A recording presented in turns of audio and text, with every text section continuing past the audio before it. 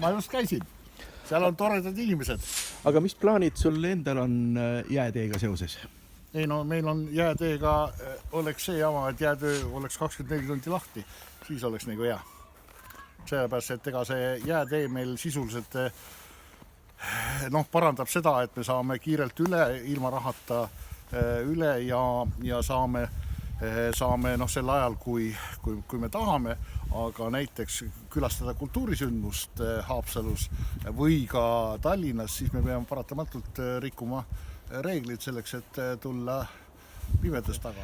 Kui nüüd hoiab vett madalal ja vesi ei tule jää peale, et siis nädalavahetusel toimub siin ilmselt liiklus nagu Tallinn-Pärnu maanteel. Jah, ei, see on õige ja nagu me siin omavahel nagu räägime, et 2 korda aastas või 2 perioodil aastas tuleb uksed kinni panna. Üks on siis, kui on jäätee ja teine on siis suve keskel, kui on palju rahvast, sest tavaliselt on luud või hari ukse taga ja isegi ei tule selle peale või autol on võtmed ees kogu aeg, aga nüüd igaks juhuks muidu pärast öeldakse, et sa pole piisavat kindlustanud ennast.